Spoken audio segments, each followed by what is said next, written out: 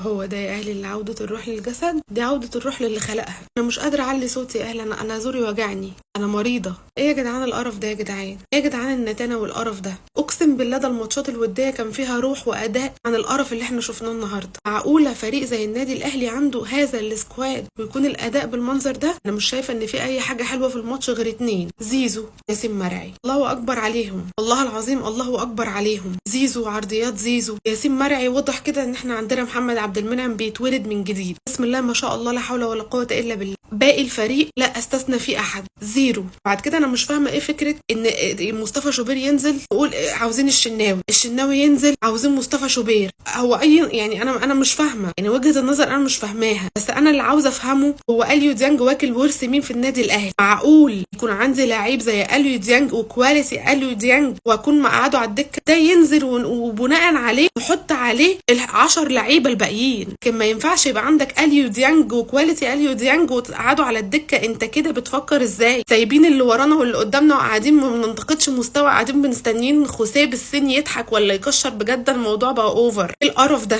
لا بجد ايه القرف ده؟ ماتش بلا هويه، بلا طعم، بلا لون، بلا رائحه، بلا اي حاجه. اي بلا عاوز تحطها حطها. ايه القرف اللي احنا بنتفرج عليه ده بجد؟ والله انا مكسبي الوحيد من المباراه دي هو زيزو وياسين مرعي، ومش هكررها تاني لاني خلاص البني ادم طهق من القرف اللي هو بيشوفه. وحد يجي يقول لي معلش اصل امام عاشور غيابه مؤثر على النادي الاهلي، لا ما لما اكونش عامل صفقات بملايين يكون ده كواليتي سكواد النادي الاهلي وهيبقى النادي الاهلي واقف على لاعب؟ لا ما مش كده، ما ينفعش. وفي قسم تاني طالع بيتكلم بيقول لك قد ايه ان وسام ابو علي احنا ما كناش بنقول لك ارحل الحل، احنا كنا بنقول لك ايه الحل ايه الحل. هو هل العيب في وسام ابو؟ لا والله العظيم انتوا فاهمين غلط، والله انتوا فاهمين غلط، وما كله الا هري وهزي على السوشيال ميديا. لكن اللي بيحصل ده من المدرب. هطلع انتقده في اول مباراه رسميه من المدرب، هي اول مباراه رسميه ليه في الدوري، بس هو من المدرب. لاني ما ينفعش يكون انا مليون مره اقول انا حد لازم يطلع يجاوبنا على السؤال ده يا جماعه. اليو ديانج ما لعبش ليه النهارده ياسين مرعي طبعا بيكلل مجهوده اللي عمله، بيفوز بجائزه رجل المباراه ويستحقها. هو وزيزو عرضيات، يعني عرضيات زيزو المفروض تاخد لوحدها جايزه فقط بملايين، وبنتعادل مع فريق اقل من العادي. ليه؟